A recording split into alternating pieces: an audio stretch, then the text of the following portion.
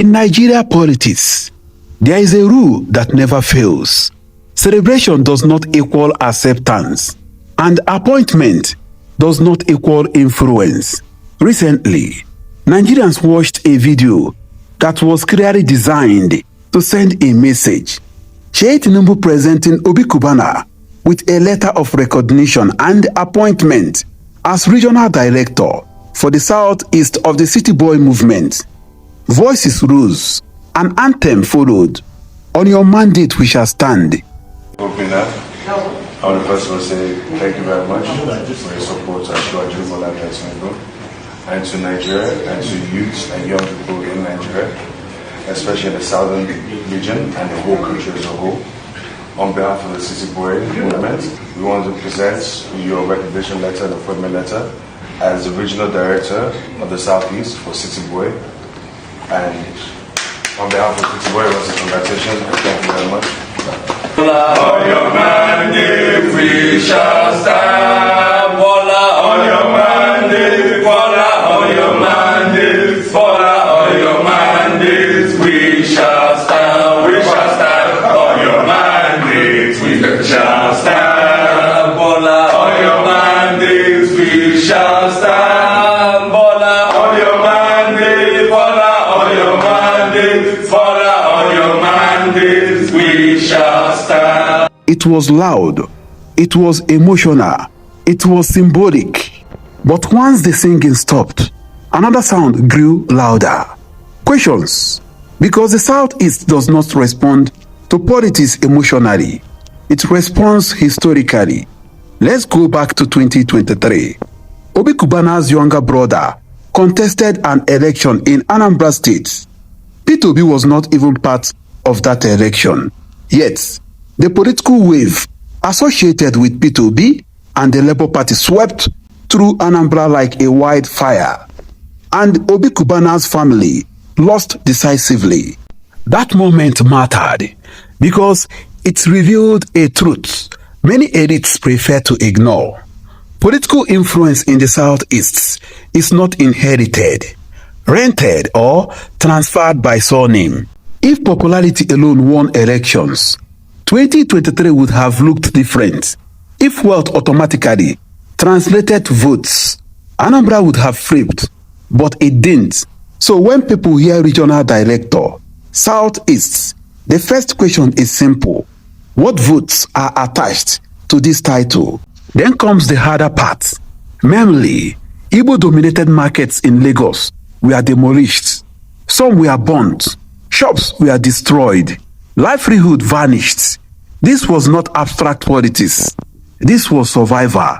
And many ask, where were the loud voices then? Where were the influential friends of power? Where was the advocacy? For many Igbo, one absence stood out. Not because Obi Cubana was expected to fight Lagos State, but because silence from power-connected figures is never neutral. Silence is read as alignment. Silence is interpreted as calculation. Then came another wound, deeper, more emotional. The sentencing of Nnamdi Kanu. Whether people agree with him or not, the issue cuts deep in the Southeast. It is emotional, it is symbolic, it is political.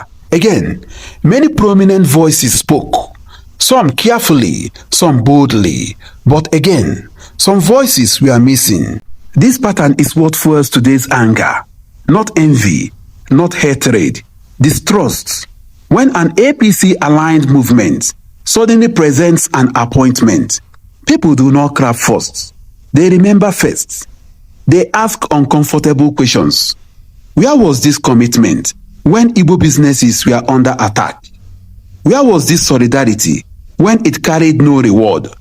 Why does the voice rise only when power is offering something? Now, let's talk politics, real politics.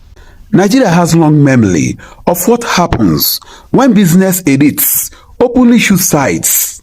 Ask Ifeanyi Ubah, ask members of the Transformation Ambassadors of Nigeria TAN. Supporting Goodluck Jonathan against Buhari came with consequences many did not expect. Because in Nigeria, Political alignment always has a price, immediate or delayed. This is why many Igbo are uneasy, not because Obi Cubana accepted an appointment. This is his right. But because it appears to many that this move serves personal survival and elite relevance, not collective Igbo interests. And then comes the most sensitive question of all. Is this appointment politically neutral, or is it part of a wider strategy to counter the momentum Peter Obi built in the Southeast? Remember, the same political wave that lifted millions of young Nigerians also swept aside elites who mislead the moment. 2023 showed something dangerous to the old order, that a movement could rise without godfathers, without money politics, without elite permission. And some people are still uncomfortable with that.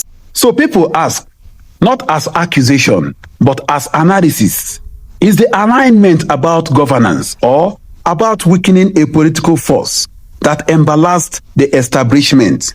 The Southeast is not angry because someone joined APC. The Southeast is angry because representation feels transactional. This region does not follow people because they are rich. It follows people who speak when it is costly, who stand when it is risky, who lose something for the people, not gain everything for themselves.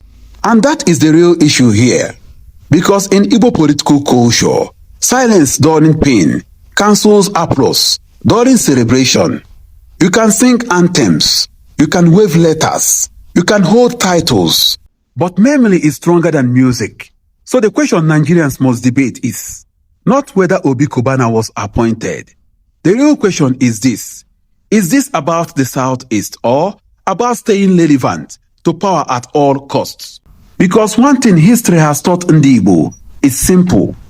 Those who speak only when it benefits them should never be surprised when the people stop listening.